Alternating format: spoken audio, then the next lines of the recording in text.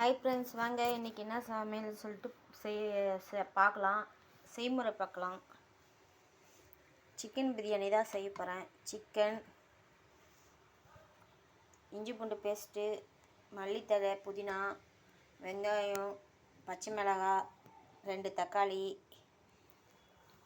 தயிர் கொஞ்சம், பட்டை, கிராம்பு, ஏலக்காய், இலை, சோம்பு, கொஞ்சம் நெய், லெமன், தயிர், அரிசி ஊற வச்சுருக்கேன். வாங்க ஃப்ரெண்ட்ஸ், செய்முறை பார்க்கலாம். கொஞ்சமாக எண்ணெய் ஊற்றி 1 ஸ்பூன் நெய் ஊற்றிருக்கோம். அது காஞ்சதும் இந்த பட்டை, சோம்பு, கிராம்பு அதெல்லாம் கொட்டிக்கும்.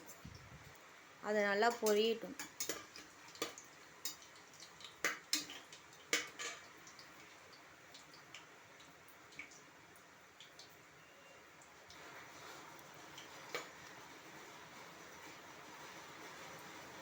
பச்சை மிளகாய் போட்டுப்போம்.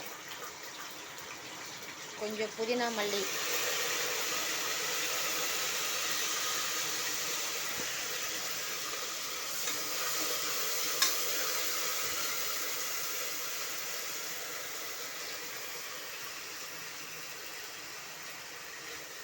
அடுத்து வெங்காயம் போட்டுப்போம்.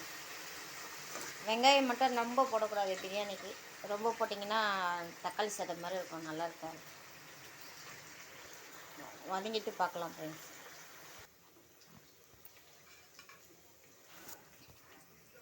நாங்கள் அடுத்ததாக தக்காளியும் இஞ்சி பூண்டு பேஸ்ட்டும் போட்டுக்கலாம்.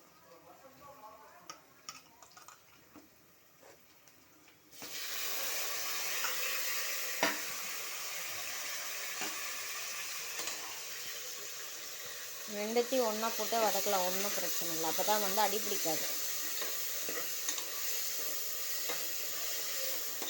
வெங்காயம் வதங்கும் போதே கொஞ்சம் உப்பு போட்டிருக்கேன் நான், வெங்காயம் வதங்கிறதுக்காக.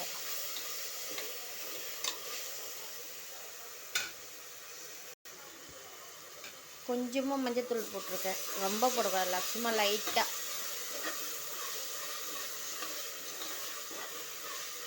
இது நல்லா வதங்கணும்.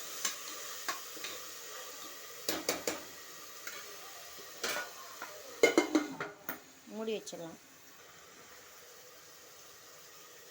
இதில் கொஞ்சம் தயிர் ஊற்றிக்கலாம்.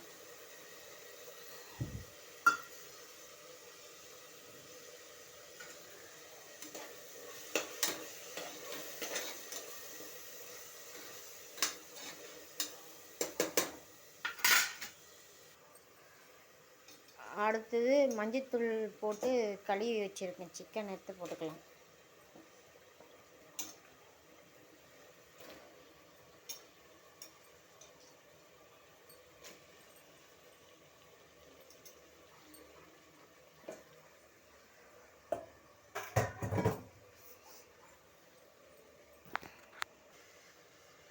கலரி விட்டாச்சு. ஒரு 2-3 நிமிஷம் வெந்தால் போதும், வதக்கி விட்டால் போதும். தண்ணி விடுற வரைக்கும் மூடி போட்டுக்கலாம்.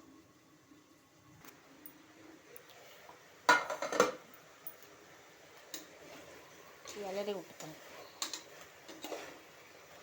இந்த அளவுக்கு இது பண்ணால் போதும். இதுக்கு மேலே இருந்தால் லப்பர் போல் ஆகிடும் சிக்கன்.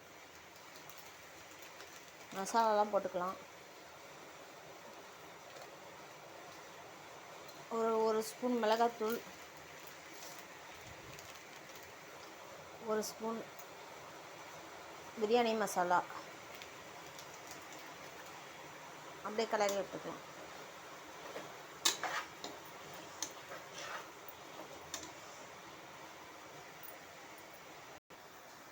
அடுத்தது இந்த டம்ளராக 3 டம்ளர் அரிசி போட்டிருக்கேன்.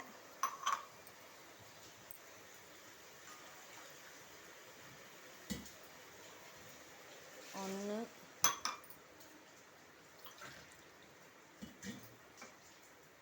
2, மொத்தம் 5 டம்ளர் தண்ணி ஊற்றிக்கலாம்.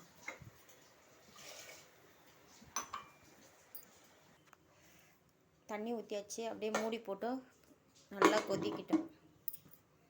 இப்போ அரிசி கழுவிக்கலாம். அடுத்து லெமன் புழிஞ்சிக்கலாம்.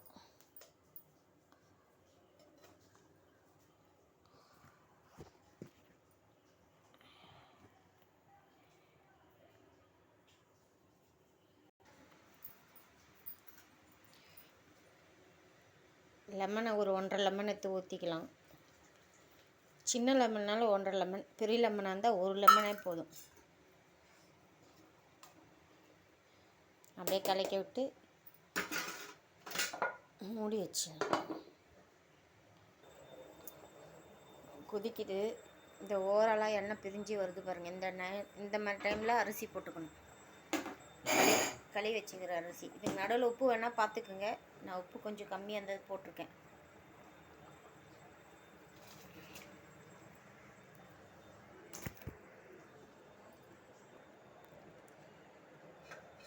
போட்டுட்டேன்.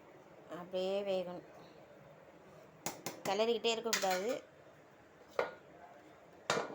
தம் போடும்போது பார்க்கலாம். இந்த மாதிரி டைம் பாருங்கள் எப்படி வந்திருக்குன்னு. இப்போ டம் போடுற டைம் ஆயிடுச்சு. இது மேலே அப்படியே மிச்சம் இருக்கிற புதினா, மல்லி,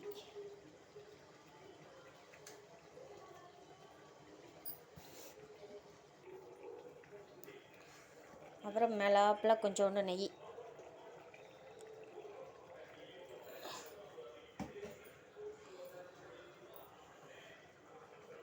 அவ்வளோதான். டம் போடுறது தான் வேலை.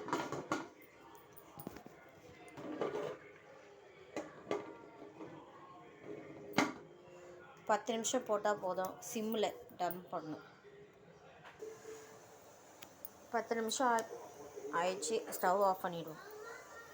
ஸ்டவ் ஆஃப் பண்ணிவிட்டு குக்கரை அப்படியே கீழே இறக்கி வச்சுடுவோம்.